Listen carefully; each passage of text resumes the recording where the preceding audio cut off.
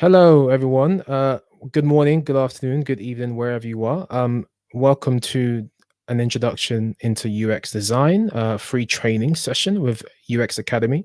We're really pleased that you could take time out of your busy schedule to come out and spend the next best of 60 minutes with us. I'm your host, Adrian Daniels. I'm the head of growth and partnerships at UX Academy. And today we're going to talk about some great stuff. Just before we get into the session, let us know where you're from. Let us know why you're attending, and hopefully, we'll have a better understanding of why you've been motivated to attend today's session.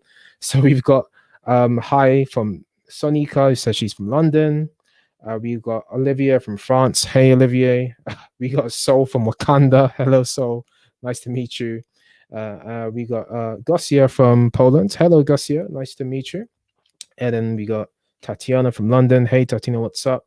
It's great to see a lot of you from all around the world. Continue to let us know where you're dialing in from and why you signed up for today's session. And before we get into what UX design is, what kind of careers you can get into, the different principles, the techniques, the strategies, is it okay if we just talk a little bit about the company behind the session that you're about to enjoy today, UX Academy?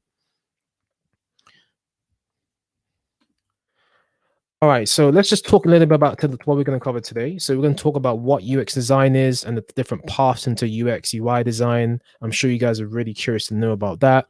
We're going to talk about different skills needed to become a UX designer, the goals and the next steps in your journey. We're going to have one of UX Academy's 2020 students share their presentation and talk about what it means to become a UX designer and what it's like to be a UX designer. And then we're also going to have a Q&A towards the end. So if you have any questions, guys, please feel free to get them into the chat. Okay. Whether you're watching from Facebook or whether you're watching on YouTube, get them into the chat session and we will be able to answer these questions towards the end. Some questions you may be able to answer during the session, but try and get them in now or maybe towards the end, and we'll answer them towards the end. Okay. And then we're also going to talk a little bit about the course towards the end. So make sure you guys stick around for that. Okay. All right, so UX Academy. So we are a team of enthusiasts, designers, technologists, innovationists, entrepreneurs, and UX Academy was really birthed on the back of Mobile UX London, which is a events and an agency that showcases the best in UX design across central London and now also online. They've been around for the best part of, I'll say, maybe 5 to 6 years. And as a result of the demand for upskilling into UX design, UX Academy was birthed as a result of that. Okay, so why do people choose UX Academy? So you get the live online weekly interactive training with workshops with real life clients, experienced teachers, flexible payment options, signed course certificate, UX design membership, and flexible courses. Feel free to visit the website if you want to know more, if you want to read up on this in a bit more detail. I'm sure you guys are waiting for the content. Okay, so we have students that come from a wide range of top companies. I'm sure you can recognize the names on the screen, from Microsoft to Amazon to BT to Just Eat to Sainsbury's. I know you guys may be in the US, you may not recognize who Sainsbury's is, but anyway, we got names, worldwide names that are recognized from all over the globe. So we have students that either come from these companies to train at UX Academy, or they actually graduate from UX Academy to go on and work at these companies. All right. So that's just some of the companies that you may find training at UX Academy. Now, some of the tools that you may find us using at the training course is Slack for team communication. You got Google Drive for sharing learning resources, Figma for prototyping. You also have Zoom, which is to host our live classes. I know Zoom was one of the best downloaded apps from 2020 on the wake of the pandemic. I know you guys have Zoom on your phone and your computer. And then we got Miro, which is a whiteboarding tool. Okay. And then Envision is also another prototyping digital product design tool that we use as well. Okay. So anybody can get involved in our training courses, from product designers to visual designers to freelance designers, and the list just goes on and on. Even if you have no background or some other backgrounds, you're welcome to train at UX Academy. Now, what you can see on the screen is some testimonials from some of our past students. I won't bore you to death by reading them. Head over to myuxacademy.com/testimonials, and you can take your time and soak up on all of the tons and tons of testimonials that we got going on. Okay. Now let's keep it moving.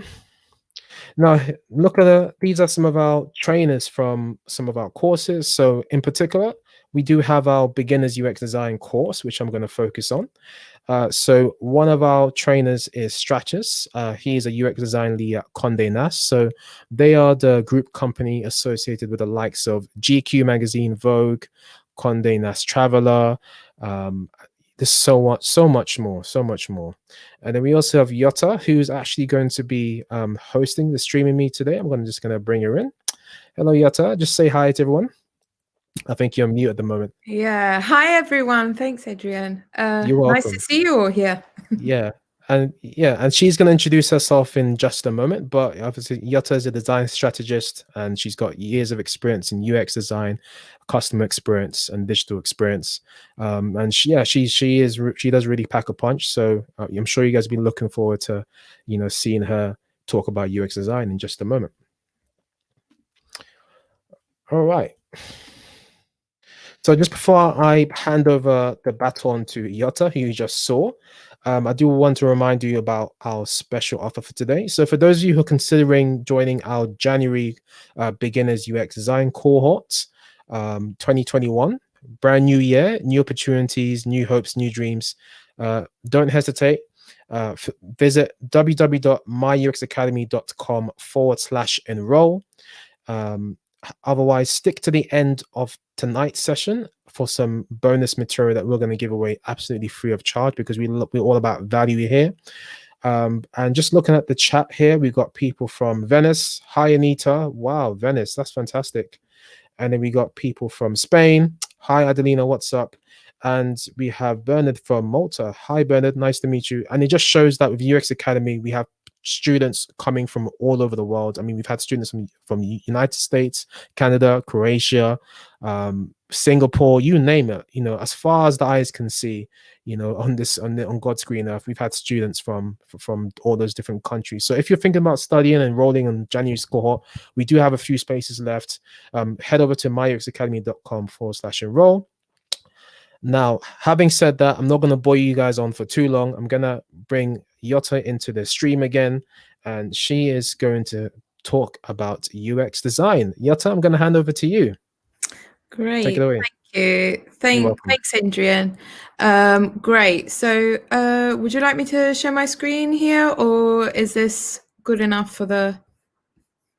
Yeah, share your screen, and then actually I will take off my my slides. Great. All right. Lovely. Yeah. Lovely.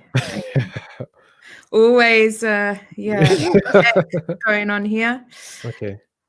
Okay, we got David from Nigeria. Hey, David, what's up? How you doing? Let us know why you've come on to tonight's webinar. Elise says she is a UX design student, so she figured this should be a great repetition. Well, you're welcome to join Elise and get some value and get a refresher, if you will, from this session. Okay. Yotta's slides are up now, so I'm going to remove mine. I'm going to bring hers up, and take it away. Great. Thanks for joining, everyone. It's so exciting. Today I'm just going to be starting off guiding you through some key definitions and ideas around what UX is, to demystify concepts, and I'll tell you a bit about what us UX designers do at work, how we work.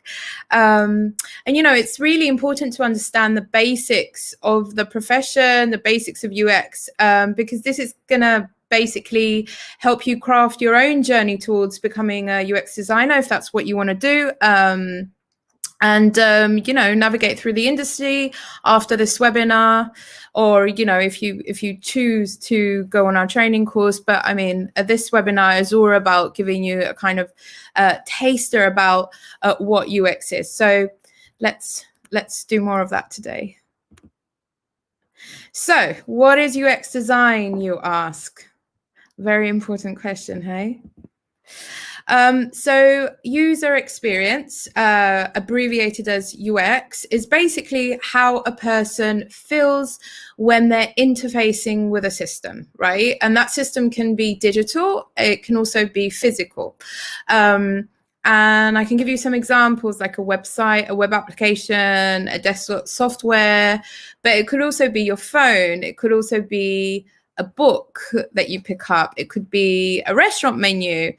And this is because every single time we find ourselves interacting with something in our immediate environment, so our spaces, for instance, as I said, with your phone, your computer, Siri or Alexa, even a book, as I said, this engagement with that system produces a type of experience. And that experience can have all sorts of modalities, right? Multimodalities being very experiential, anything that has to do with feelings, touch, your senses, everything. And UX design is about gathering and capturing those feelings that I just talked about and designing an artifact, so a system, digital or physical, that aims at creating a positive impression on the user. So in other words, UX design for me is a process of designing products that are useful, that are easy to use, and they're delightful to interact with. And it's about enhancing the experience that we have while interacting with anything, our phones, as I said, anything in our environments, any kind of technology or not, and find value in that interaction, right? A meaningful interaction.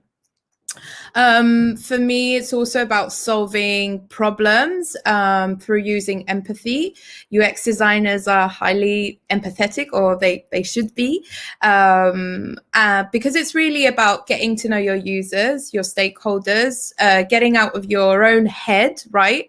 Trying at least to remove biases, and if you can't remove total biases because that's really hard, trying to be aware of those biases, and that's really really important.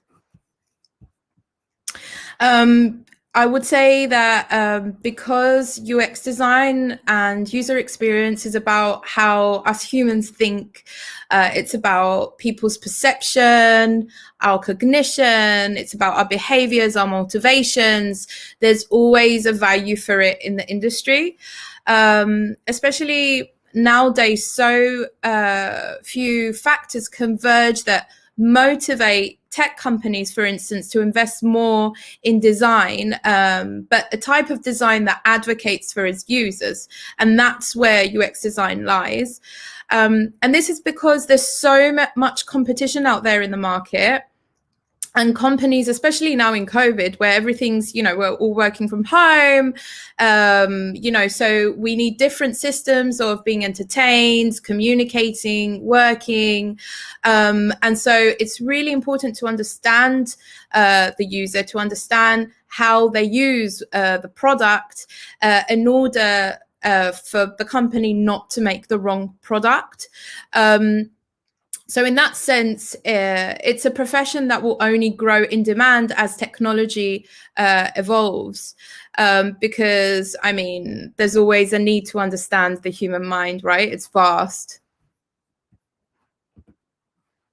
So here's a little diagram, a flow that would demonstrate the process that I just mentioned. So it shows the artifact, so that system, whether physical or digital, and then it would show the interaction with the user, and that is a back and forth process, right?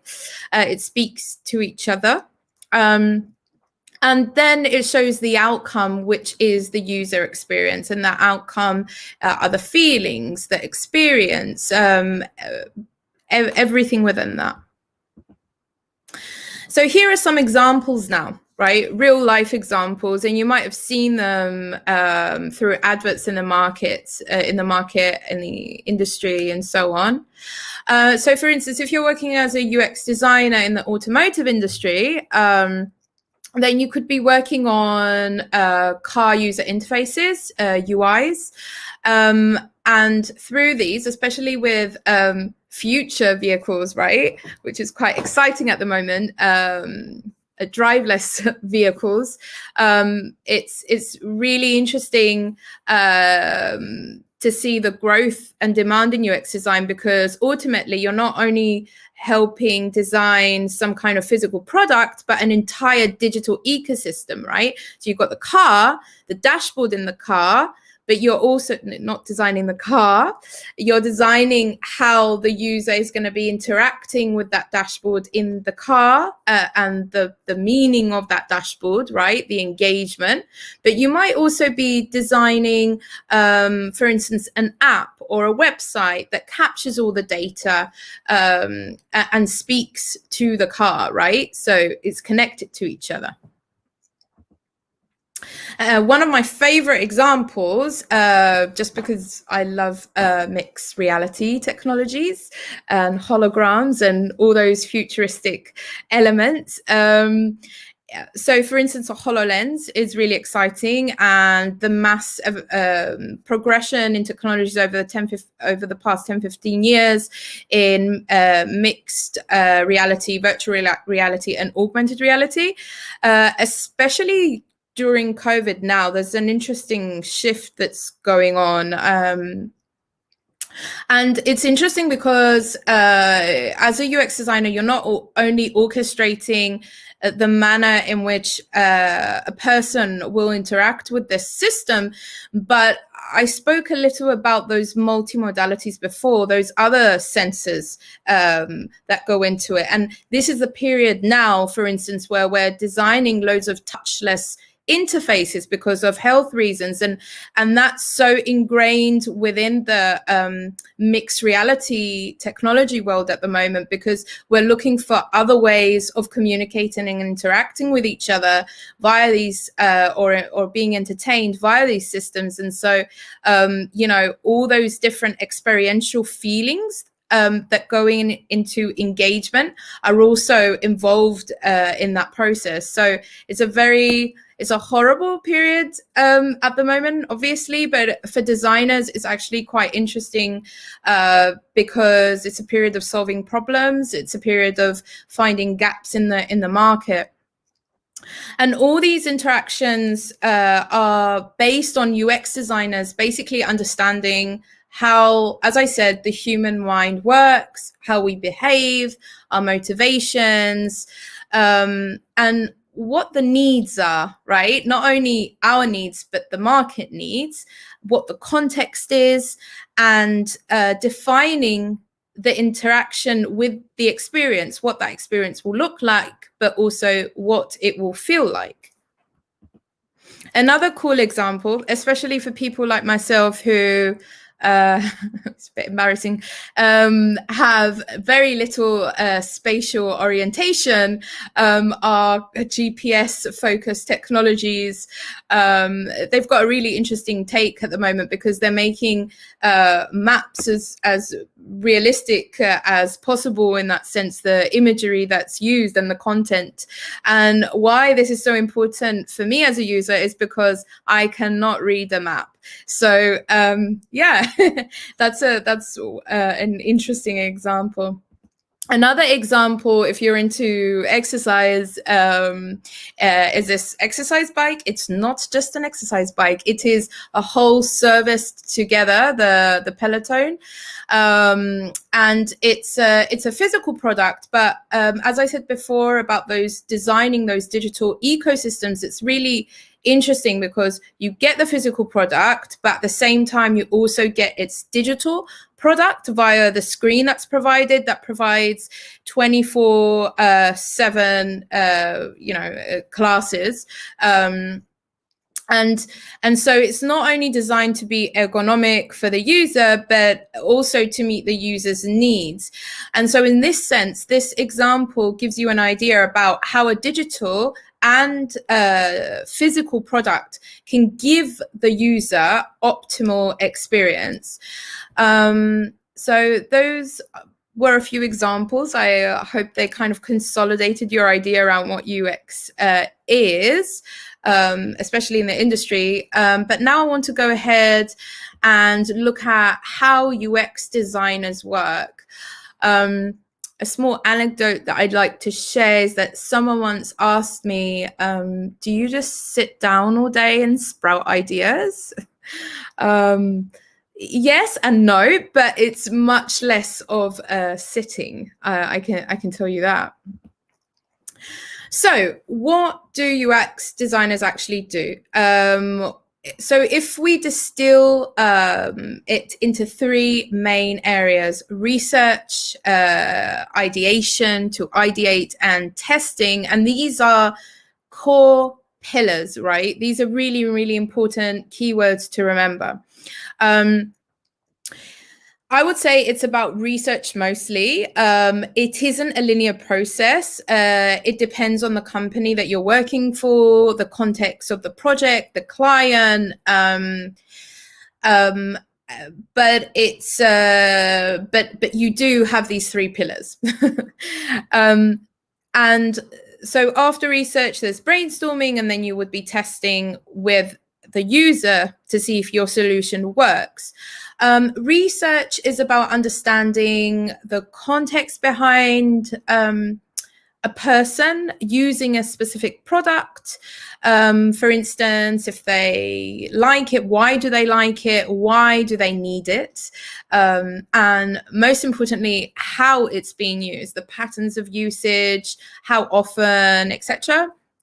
So for instance, a popular example that I give to my students a lot is around Spotify. So Spotify is interesting because it's a very clunky app, and for so many years there's been iterations as we, the users, have been using it. And those iterations of the app don't go without the research behind it. So the specific example that I want to talk about is accessing your daily podcasts or your music that you want. And you would normally interact with Spotify through direct manipulation with your screen. But what if you're holding a baby, or what if you're away from your phone or your computer, or what if you're driving, right? And let's take driving as the focus here. First of all, like, direct manipulation with the screen when you're driving is obviously unsafe and not allowed. So Spotify created the driving mode, which is really good, clunky at first, but quite okay at the moment. And you can use it with voice commands, which is great. So that just gives us a situation where, by understanding the user's situation, so driving or holding a baby or doing something, a UX designer can configure ways of performing tasks or using an app like Spotify or another specific software to make the experience of it a bit better and ultimately usable.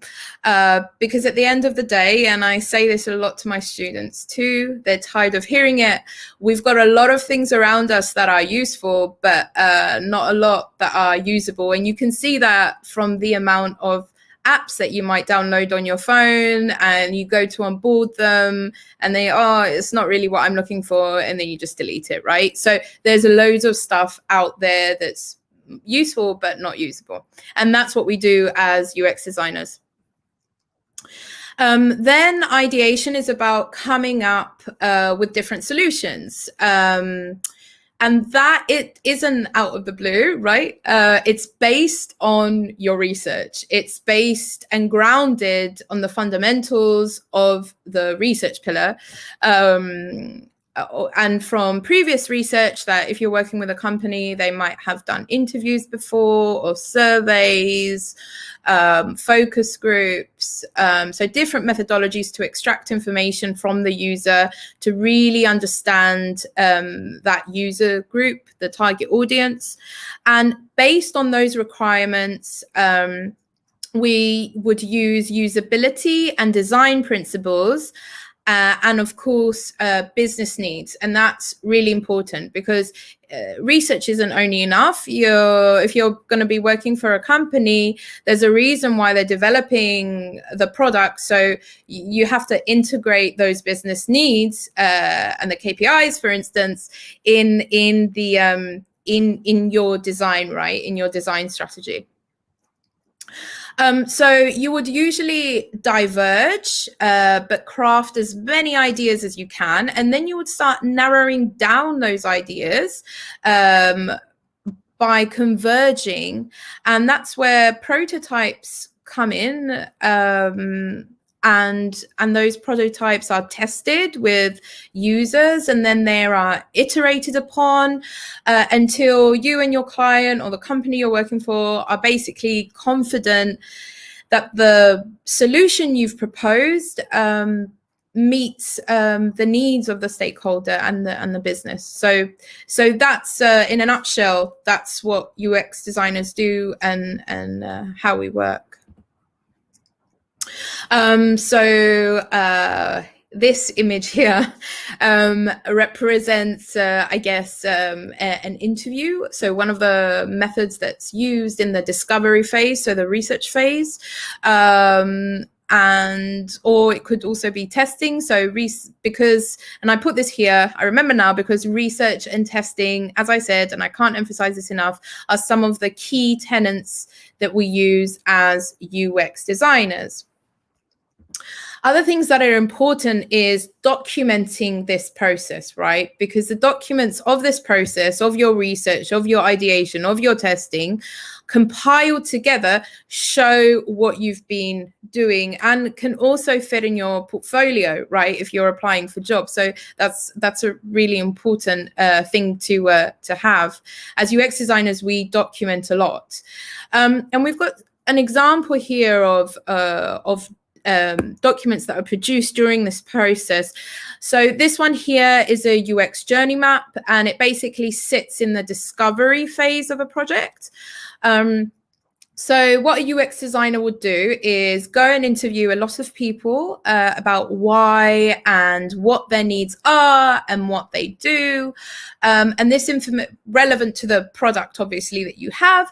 And then this information is then made into a visualization map of the process that a person goes through to perform a specific task or goal, depending on your testing, on your research. And it begins by putting together a series of user actions into a targeted timeline as shown.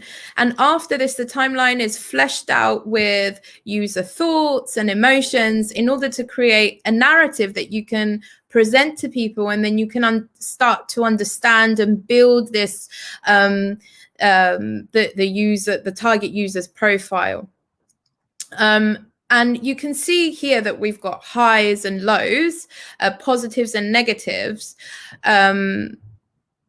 But for me, at least, and for most UX designers, you know, the lows are those fruitful points, because that's where we're able to be creative and innovative, and try and solve those problems and find ways to cover and unmask those gaps, to really find the pain points. You know, why are those lows there?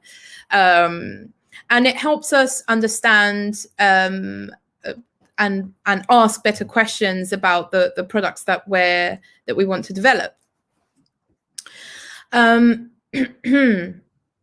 So an example that I like to give, again, a lot of examples. As I said before, and as you well know, during the pandemic, you know, most of us are at home, and we can't be physically present in a lot of environments.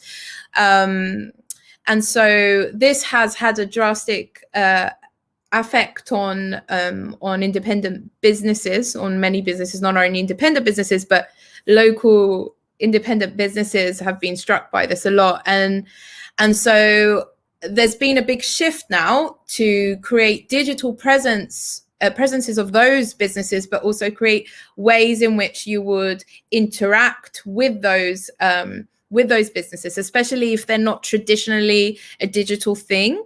So for instance, let's take a bookshop, right? Where, okay, its digital present has been in the past to order books online. That's great.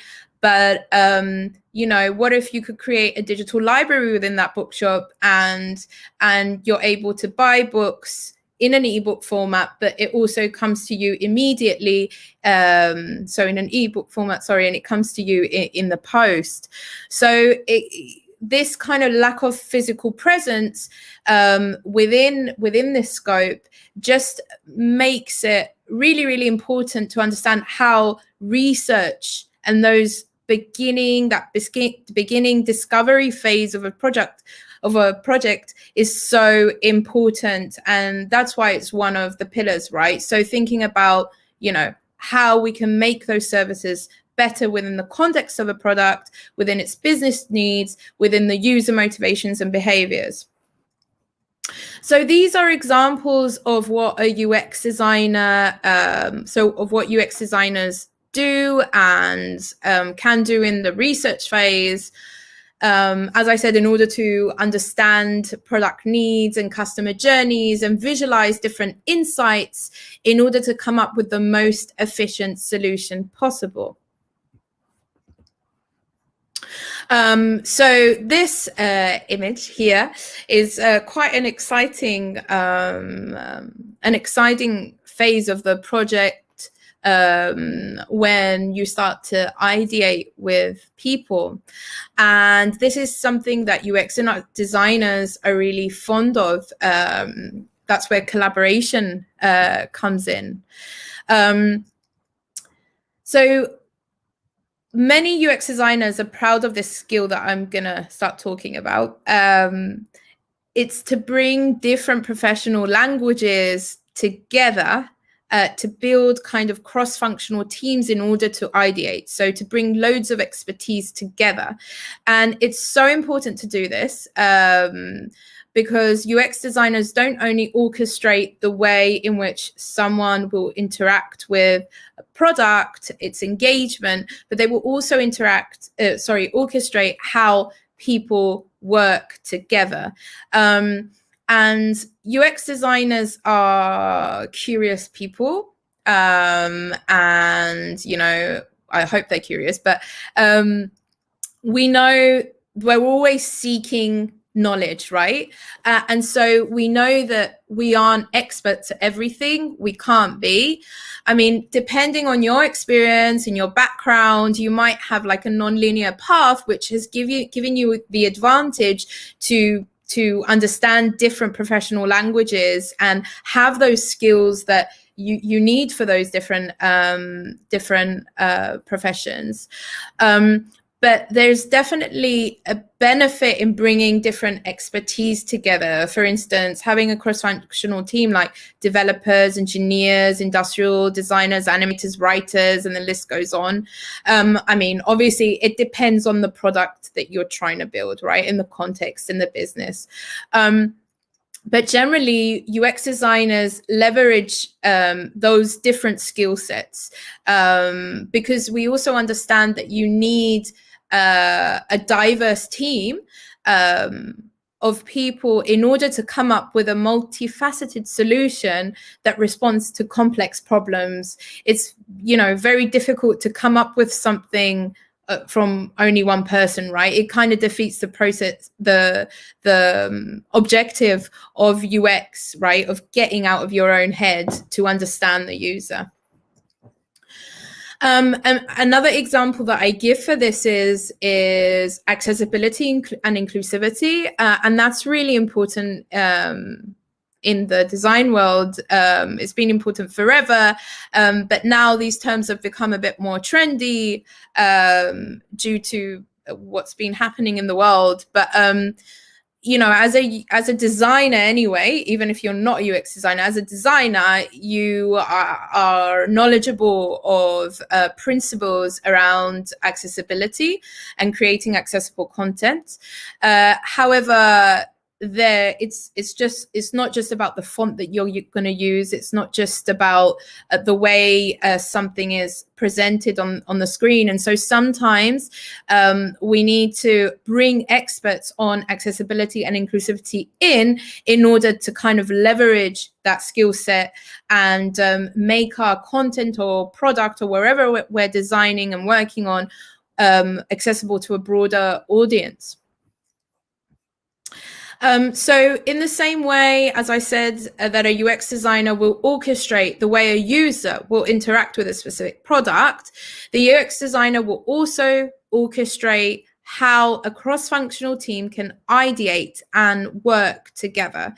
And you do that by facilitating workshops, sketching on whiteboards and clustering different ideas, using Post-its and Sharpies. I love Sharpies. Yeah, it's a fun process. And depending on where you're working and the company's processes, it basically could go in either direction, creating low fidelity wireframes and high fidelity interactive prototypes.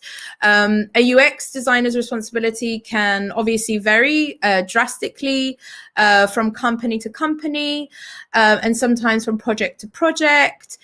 But despite the variety the role offers, there are some general functions that UX designers can be expected to perform.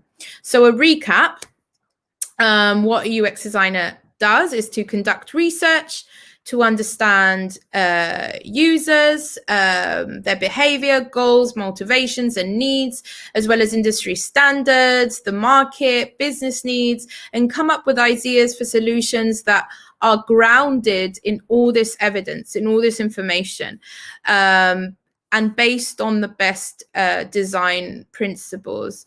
And this allows designers to avoid assumptions and make information-driven decisions. Another trendy term at the moment is data-driven decisions within design. So now I'd like to look at what you'll be learning at UX Academy and you know, the beginner UX course, the opportunities that it offers, the journey, and what methods are used for effective learning. So the course is divided by myself, divided between, myself and Stratis. Stratis starts it off. We've got one of, in the slides at the moment, there's one of our previous lovely instructors. But where she is in that timeline, my face should be there. So in the first few weeks, Stratis will be guiding you through an introduction to UX design. He'll be talking you through principle, definitions, key theory, that's important basically to understand in order to continue with your own projects. Then in week 2, you'll start with a live project, and that's really, really exciting because it's with real clients, and you'll be learning about all the different methods in discovery research to research user needs, motivations, etc. All those different things that we talked about, and these will help you start defining a solution to your project. Then in week 3, you'll be working on ideation, so the fun and clunky bit. And in this, you'll be compiling all your research findings from the discovery phase. You'll be kind of applying it to different ideas in order to start making some sense of it. And in week 4, you'll be learning how to map customer and user journeys with me in order to visualize research findings and consolidate ideas around product solutions and business strategies, which is going to be leading you to learning best practices around sketching out wireframes and design and using design tools to do so. And from that on, we'll be guiding you in the creation of a prototype, which you'll be able to use and share with users to continue testing in week 6. And in week 7, you'll be taking the findings from your user testing.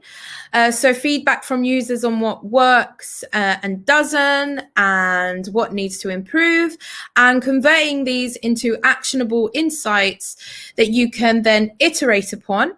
And basically, you'll be taking how the user, taking the user feedback and translating it into design challenges. And we'll be there every step of the way to be guiding you through that process.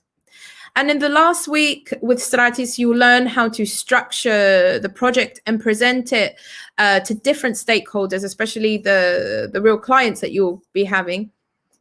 And as I said, this project is a live project with real life clients, and we describe it as an immersive activity because it's meant to give participants a full cycle experience of product development, design, iteration, testing, all these different elements. And so it's important that you learn how to present and break down different information in a way that it's engaging and attractive and understandable by all different types of stakeholders. And in that week specifically, Stardust will also be giving you his expertise in UX Life, which is really, really rich. And he'll be talking to you about the industry, so how to break into it, how to structure a portfolio, because our work is basically portfolio based.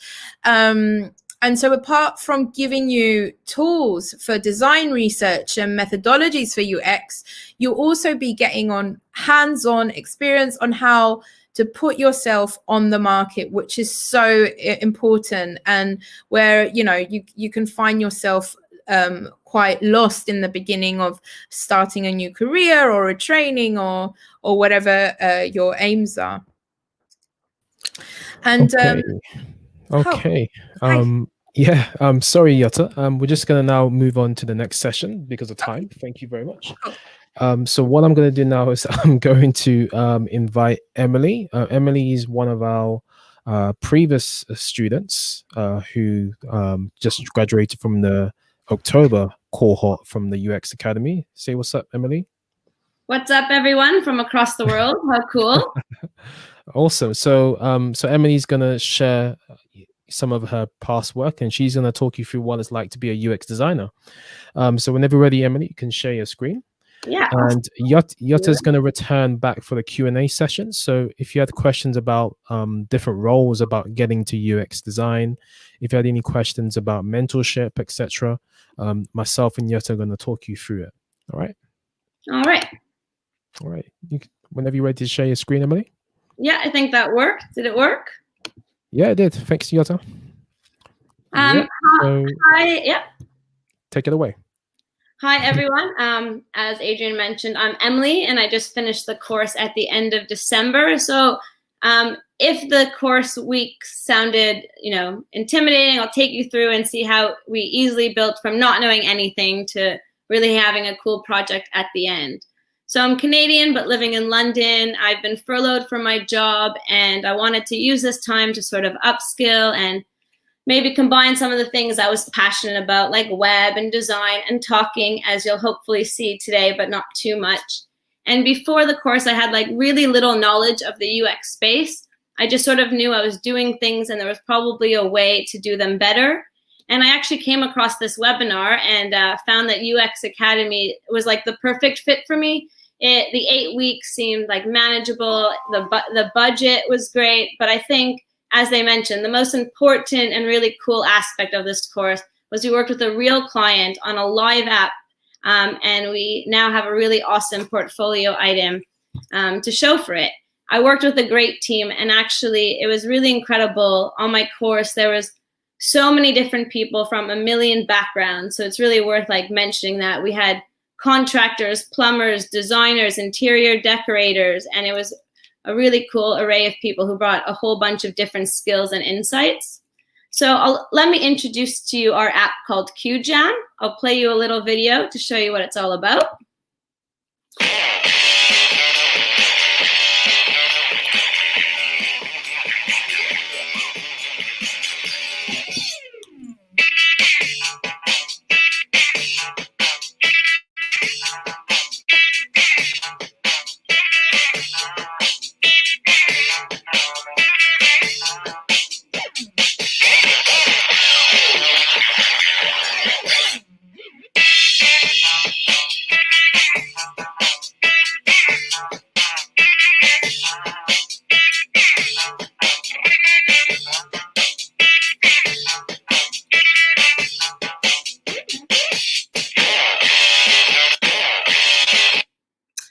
So as you can see, it's an app that's live and it's exciting and there's so many different aspects to it. But just to summarize it quickly for everyone, it was developed by a guy in the music industry as a way for musicians to connect with fans digitally. And it actually preceded COVID and became even more relevant, as we all know. So think of album launches where artists might want to speak to fans, competitions, Q&As, sort of replacing that record store visit where you meet the artist face to face. And so their big sells on CueJam are one-to-one video chats between fans and artists and digital autographs. As well, there was a couple of fan features that we didn't focus on so much in our project, but that included chat rooms and following artists and sharing all different sort of material. So the CueJam team came to us with quite a simple scope of work that, when broken down, was a little more difficult. But their goal was to create a seamless experience of participating in and hosting a live stream event on the CueJam app.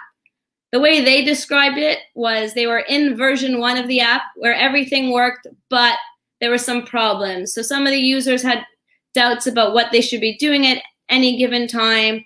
Fans would sign up and imitate real artists. Artists couldn't figure out how to sign up. The tutorial screens they had didn't work great. As a result, the CueJam team was super involved and had to manually do a lot of things. And one other aspect was it was created music focused, but they wanted to be able to expand into other realms like film and sports. So they came to us with quite a detailed brief that focused on 2 types of user journeys. And the reason I'm sharing that part with you guys today is because though they had to solve things for both fans and artists, it was a lot of work. And our team, with the help of the instructors and the mentor sessions, basically decided how could we most help this app and this development team. And we came to a big decision to narrow down our focus to just one user flow, and that is of the artists and all of the steps they go through before going live. And we felt by doing that, we were going to be able to deliver, a much better result to the client and have our work each week in the sessions and course just be much more manageable and effective. So just to sort of tell you a bit about the different steps we took and how it relates to the course breakdown you just heard about, is we went in with a goal to understand why artists were having trouble setting up accounts and hosting events. But more than that, we wanted to know what they wanted in the app and the things they would need, either in an event or a profile section, and also where they encountered these problems and what was slowing them down. And as you saw, there's a bunch of research methods that you learn in the course about how to perform for UX. And that involved stakeholder interviews, watching events, us testing the app and, getting stuck. We did some competitor research and also this user testing. So I'll show you a bit about how we did all that as a team. Stakeholder interview, we got to speak to the head of development and the app founder and CEO and learn everything that drove them and sort of what excited them, what was causing them problems. We also were able to watch live events that were actually happening throughout the time we were working on the app, because it's a real working app.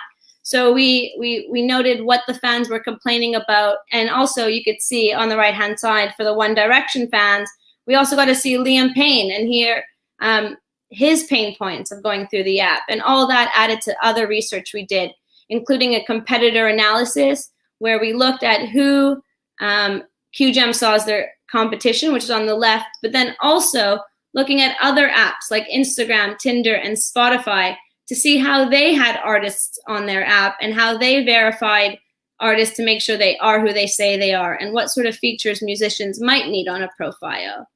And last, and probably the most important thing you'd imagine, is this user testing, where we had our users go through the app and watched what they were doing, heard what they were saying, and documented and observed everything they did, from things they succeeded at, or maybe they got stuck in places. And you could see, for an example below, this is an actual screen we showed to the client. Was they had the screen, this is the profile section, and in the middle we have the real quotes that real users said to us in the test about, you know, they don't want their full name as an artist to be public. And then we noted some of those behaviors and how that all led to a pattern. And as was spoken about earlier from the instructor, we had this ideation stage where we synthesized user outcomes. And what that means in sort of plainer English is that we wrote down everything all of our test users said, we grouped them together, and we were able to figure out like big themes and big areas that were a struggle for the users across the app. We also created a customer journey map, and these are things you do each week in the course. It's not all by yourself or done behind the scenes. So you'll work on this in and out of class time with the help of instructors and the mentor. And we had pain points and opportunities, and we used all of these different steps and lessons to basically focus on the 4 areas we felt needed the most improvement and we were able to work on. So we focused on these 4 things. It was sign up. People were signing up as all sorts of things. Artists had to verify their accounts, and they didn't know how to. When it came to creating events, it was honestly a disaster. No one could figure out how to create an event. And artists felt that when they went to go live, the camera turned on immediately and they were thrown in the deep end, and that made them like really unhappy. So here's a little look at the different stages of the course, actually, as well as our project and how our team worked throughout the 8 weeks. And we had the research, and once the research was completed, we started sketching out solutions and wireframing. We took those wireframes using the design best practices and all the lessons from from the course and from the instructors, and we were able to translate that into an actual working prototype where you could click through as if you were using the app itself.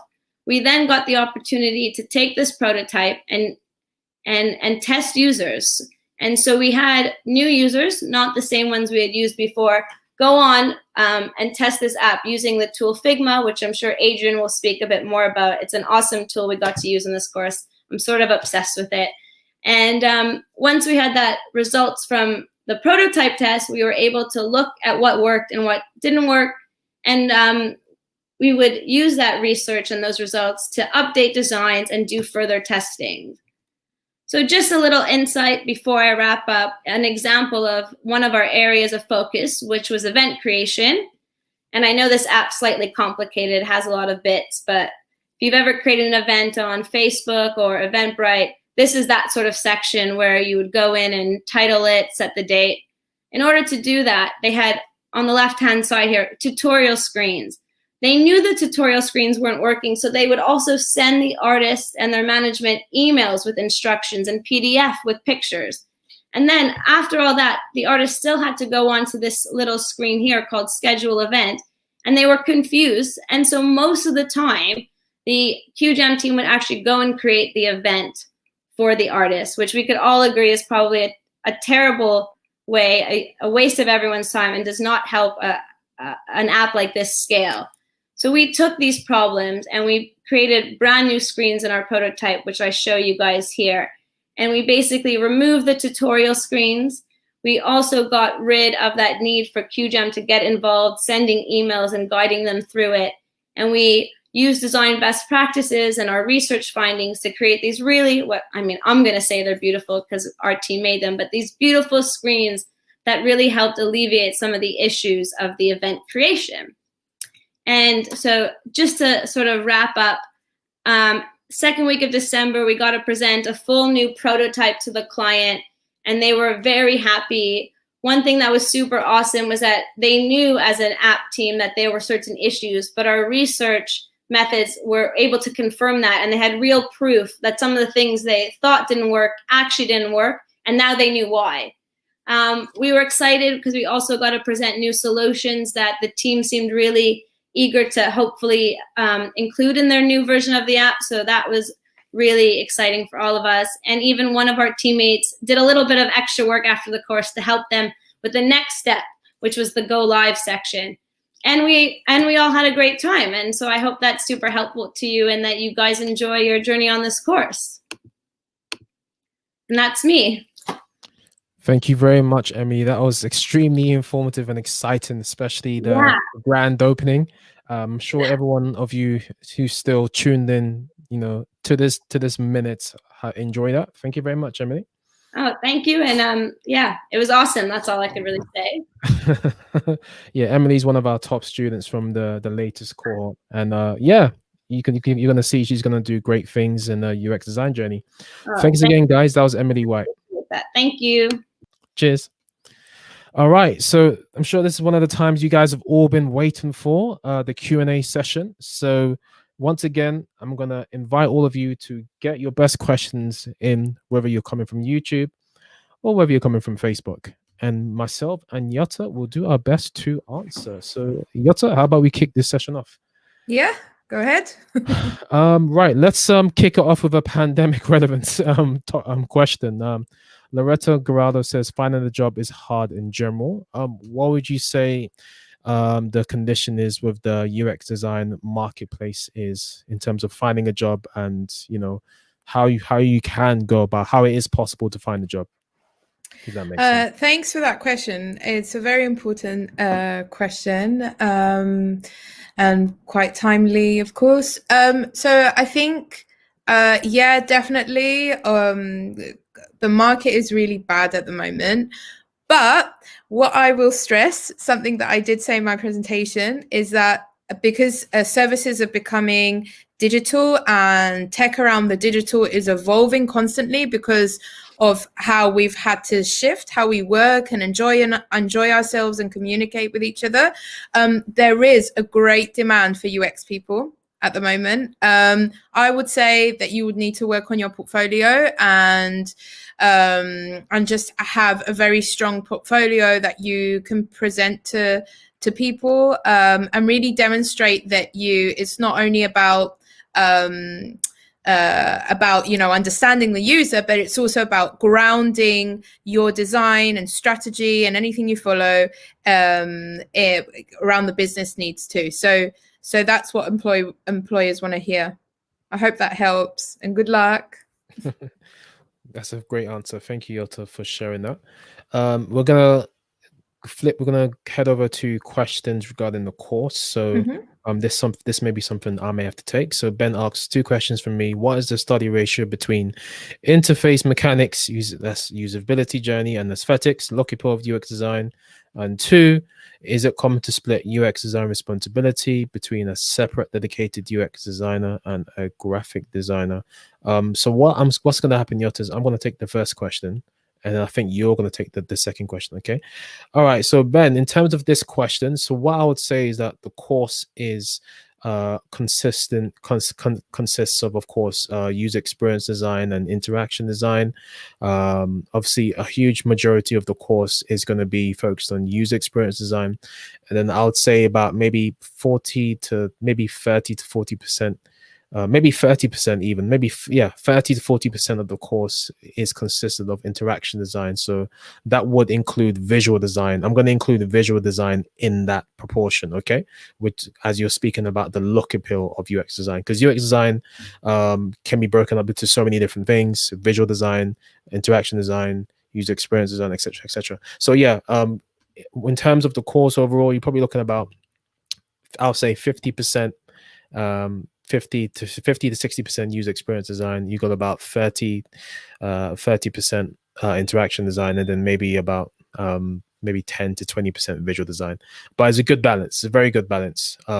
It's designed, the course is designed to give you a firm foundation, a solid grounding in user experience design. So if you then want to go off and specialize in a specific user design career, whether that's visual design, conversational design, interaction design, user experience design, information architectural design, the list goes, service design, the list can go on and on and on.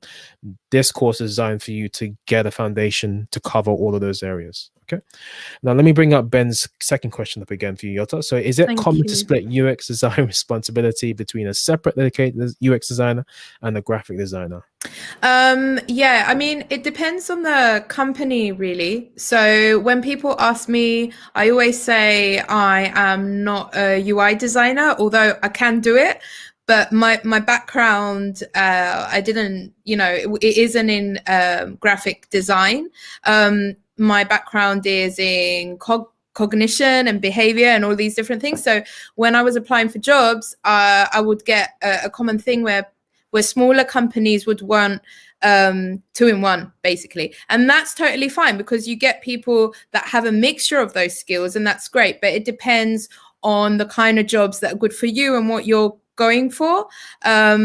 In my current job, I do a lot of UI, for instance. I know the theory and I know how to do it, but I also have other UI designers that I work with because it's their expertise. Yeah, so it is common, but it depends on the company. Bigger companies usually hire different people for those skills, so they split it. Whereas smaller companies would get someone that has both of those skill sets. Thank you very much, Yota. That was a nice, comprehensive, thorough answer. We're going to move on quickly to the next question. So Gossi asks, in your opinion, do you think it is hard to find a job just by finishing your course without any finished university? Maybe we can split that. So, I mean, what I can say, Gossi, is that on our most recent beginner UX design cohort, which just finished in December, a group of students were hired on the spot and were given a UX design job on the spot through one of the clients. So it's definitely possible to get a job through doing one of our courses. The benefit of UX Academy is even if the client doesn't hire you on the spot, which happens from time to time, doesn't happen all the time, just depends on how much you wow your client and how work you hard, the work you put in, is that we actually give post-work experience opportunities free of charge because we're all committed to getting your portfolio developed so that you can be in the best possible position to prospective employers. All right. So yeah, that's my answer to that question. And in terms of finding a job just by finishing courses in general, Yota, I mean, I know obviously you got experience. I know you've been teaching for quite a while in terms of teaching UX design, human-centered design, and all of that. What would you say in terms of how students do in terms of when they do a course and then they go off and find a job? How do they usually fare in your perspective on what usually is needed for them to be successful? I think it depends on the university, for instance, where you're going to go and do your course. Or the institution in general, right? Yeah, I think it depends on the institution because some courses, depending, so I, for instance, used to teach a master's on human-computer interaction, which has UX in it and user-centered design, all those different elements. My point as a lecturer was to make it with a project that they can put in their portfolio. I mean, you still, after finishing university, you'd still go for a junior job. So you'd still need that entry level thing, right? So yeah, I don't know if it's a big problem or not, but I think there's loads of courses now, like the course given at UX Academy that can also give you that bridge that you need to break into the industry. Yeah, that's absolutely, that's a great question. That's a great answer. Sorry, Yetta. It's definitely possible to get a job straight after doing a course like this. We've seen it time and time again. Even apart from the team of students that were given a job on the spot in December last year, we had recent reports of some of our previous students over the summer getting jobs, so it's definitely possible. It just depends on how seriously you take the course and the work that you put in. All right, let's keep it moving quickly as we're starting to run out of time. Okay, let's have a look at this one. So Ellis asks, I would love to know if there are any important points you have to keep in mind when applying for UX design jobs, and maybe some tips and tricks if you manage to get an interview. Yota, do you want to take that one? Yeah, of course. Yeah. Yeah, so I guess pick a few projects out of your portfolio. Very, very important. Because that shows the employer or whoever's interviewing you that you're not showing everything, right? Even though you might be excited to show everything, and make sure that each project in your portfolio has a point that you're trying to cover, right? So one might be, you're, I don't know, showing something that you designed for a physical product and a digital product, so that speaks to each other. So what I'm trying to say, everything has to kind of have a point in your portfolio, a meaning, and it explained clearly enough so that interviewer can understand that. Really important, as I said, to talk about those business goals. And yeah, what else can I say? That you like to collaborate a lot and work in cross-functional teams, so important. Yeah. Perfect. Okay, let's move on. We have a question from Anita. Hi, Anita. She says, or he says, is combining UX design and front end developer a good thing to do, or should one just focus on one? I think just focus on one. Is that correct? Yeah, focus on one. I think it's a really, really good skill to have. Definitely a good skill to have, because that means that it goes back to what I was presenting in my slides, that you're able to speak different professional languages. And that is core when you're going to get a job with someone, because they want to know, maybe your job won't be a front end developer, but you'll be able to speak with those developers and understand how they work in their restrictions. That is so important. So, apply and focus on one of them, but always state in your cover letter and in the interview that you can do this, and this is an advantage, and this is why they would want you. Perfect. This is an interesting question from Dean. He asks, UX design sounds great, but what are some honest opinions of the negatives of working as UX designer? That's a very nice follow-up question. Let's take that. Let's play the devil's advocate. What are the negatives? I think it's like managing teams of creatives. Being a creative myself, I think most of my developer friends would say that, sometimes we want that impossible. It's, we want pigs to fly, and that's great. And that's beautiful because you see the bigger picture, but you also need to ground yourself, right? And that's where you need to be open. So that's a bit of a devil's advocate thing for you. Yeah. Loretta asks us, Loretta also says, I've been applying for the past 6 months, and even yesterday it took me 4 hours to write a cover letter. Yeah, maybe that's something that you can UX Academy can help you with. So if you come onto the course, Loretta, our team will definitely be able to help you out with applying for roles, as our students have successfully been able to get jobs through our team. Okay, let's keep it moving. We got a few more minutes with the Q&A left. I'm just going to try and take a few more questions. Okay, Luke has asked, to add to applying for jobs in UX design, how common is working from home or company that is abroad? There are not many opportunities in my country at the moment. I'm sorry to hear that, Lucas. Do you have any perspectives on this, Jutta? Can you add this? Yeah, I mean, I'm working from home at the moment. At one point, if the world gets healthier, I'll be able to go in the office and actually meet my colleagues. But yeah, I think there were loads of opportunities, when I was looking for jobs where basically stated remote working. I definitely think you can work. There's so many digital tools out there right now where collaboration is just made easier. I mean, it's nice as a designer to be in the room with other designers and other people and like ideate together. That's where the spark and fun of the job is. But the world as it is now, and you're far away, as you say, so Lucas. So yeah, I'm sure you can find opportunities. Just type in remote in your searches. Very true. That's very good advice. Thanks again for that, Jutta. Let's take a couple more questions, and then we are going to start to wrap up now. So we have another question from. Oh, where did it go? Yeah, a question from Tatiana. There's just so many questions, man. So one, is the course enough to be actually prepared to work as a UX designer? And two, English is no my mother language. Do you think a B1 level is enough? Would I need certificate? Thank you. Right. Let me answer that question quickly.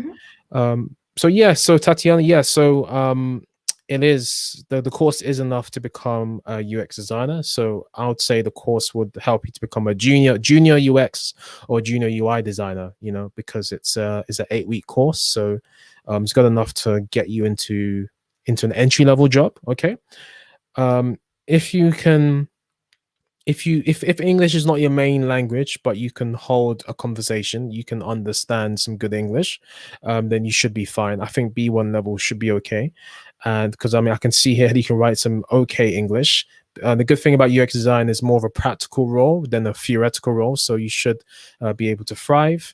And do you need a certificate? We do give you one, but it's not necessary in order to apply for roles. The main thing employers are looking for, and I keep saying this over and over again, they're looking for your portfolio. They want to see your portfolio. They want to see your skill set. They want to see your drive. Just like Jota said, they want to see how collaborative you are, the initiatives you take, your out of the box thinking. They want to see, how well you're willing to go the distance and go the extra mile. They want to see a range of skills and experience and knowledge. Okay. Let's take a couple more questions. We'll be out of here. David asks, thanks for your question, David. How do you interact with users, user testing since you're working from home? Jota, do you want to take that? That's an interesting one.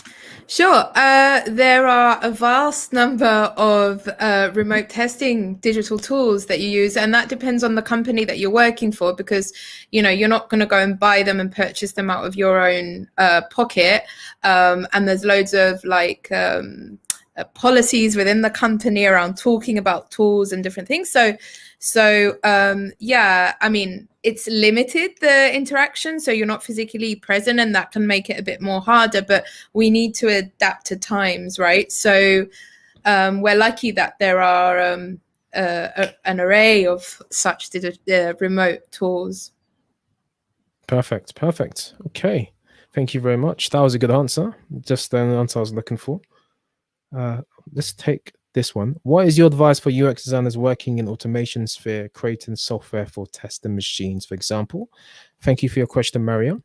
Did you get the drift of that question? Yeah, I think I do. Okay. I think so. So I think more the AI. I think more. Yeah. Like conversation design and stuff. Yeah.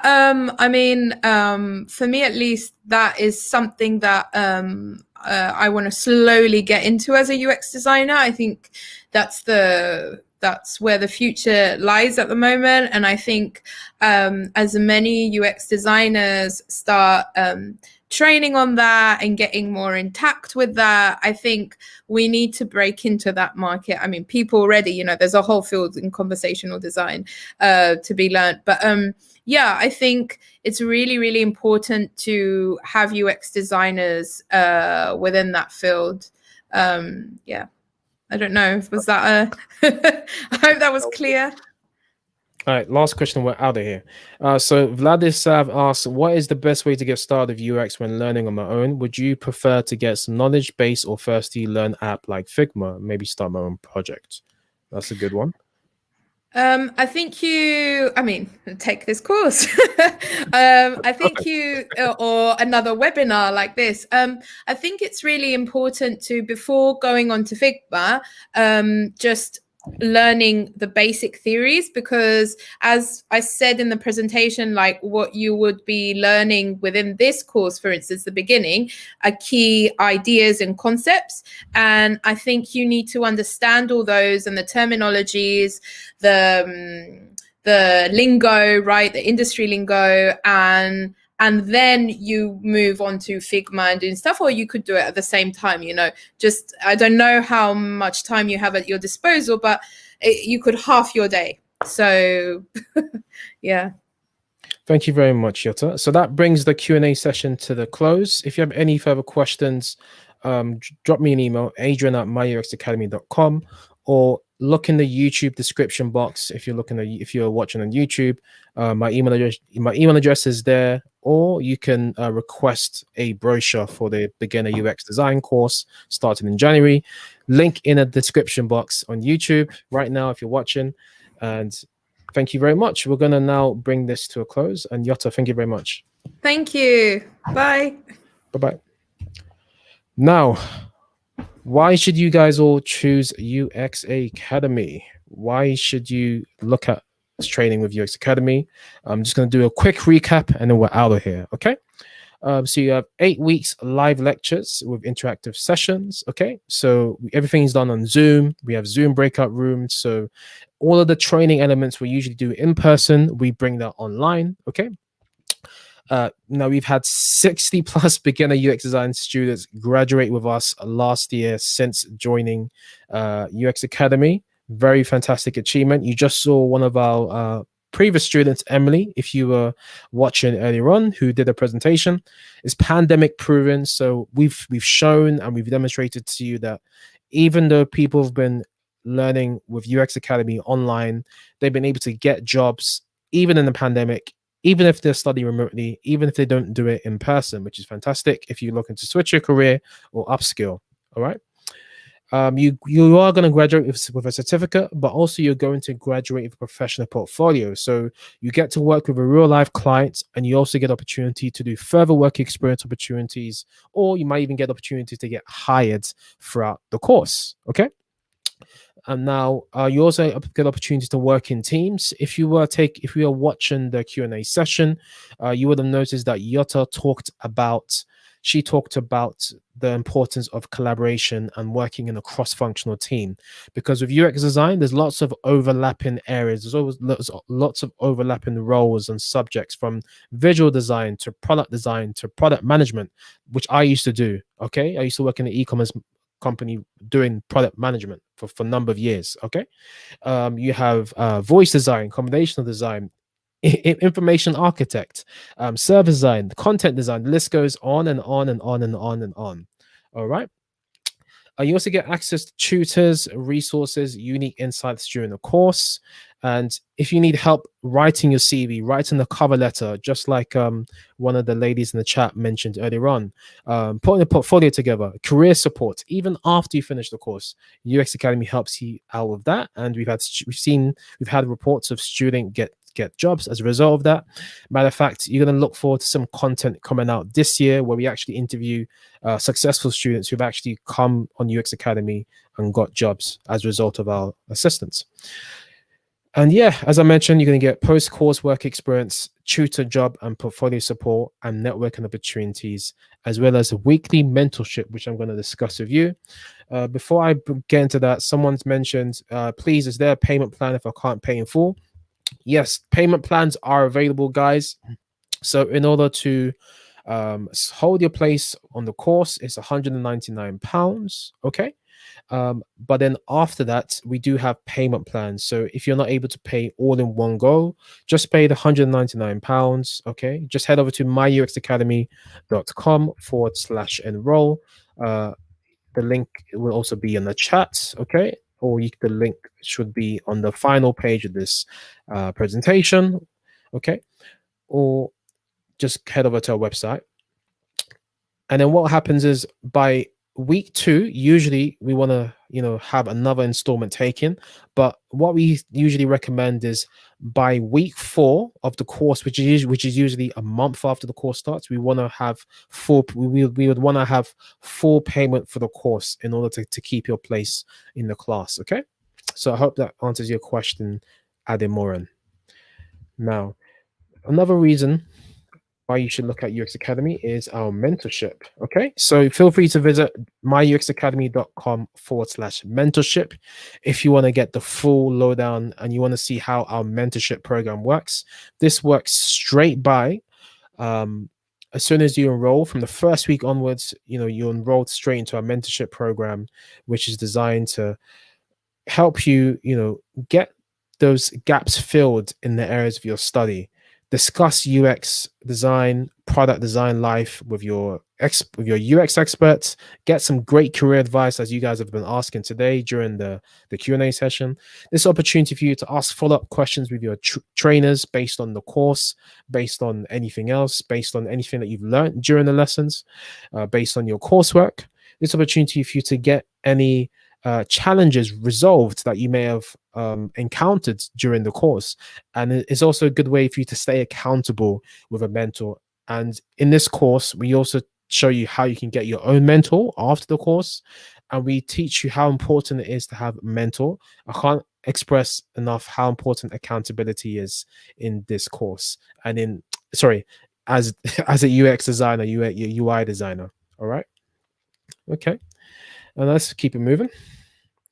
Now, just to remind you guys, if you have any questions, feel free to drop me an email. And the special workshop offer, use workshop 12 code and visit myuxacademy.com/enroll. I do apologize. We have gone over quite a bit of time today, which wasn't planned. But anyway, I hope you guys got some extra value. Once again, visit myuxacademy.com/enroll. I can see a message in the chat here, which says, what percentage of students gain employment following the course? We do get a lot of students getting employment after the course. But then percentage, that's something that we can't give you because, we don't always hear back from our students, unfortunately, after the course. So it's impossible for us to give you a percentage. But what we can tell you is that we get a good amount of students who come through our program who do get jobs, and so on and so forth. So I hope that answers your question. Okay, so just before I bring this to a close, just want to remind you about that bonus material I promised you guys. So head over to myuxacademy.com/portfolio, and you're going to get access to the best practices to UX design. All right, so that's our gift from us to you. I hope you enjoy it. Now, having said that, that's everything from me today. My name again is Adrian Daniels. I'm the head of sales and partnerships at UX Academy. Once again, if you have any questions, feel free to drop me an email. If you're looking to sign up to the course, if you want to request a brochure, look in the YouTube description box. You should see it there, or head over to myuxacademy.com. And we hope to see some of you in the course. We do have a few places left. Having said that, thank you very much, and we out of here. Good night, good evening, good morning, wherever you are, and hope to see you on the next event. Take care. Bye-bye.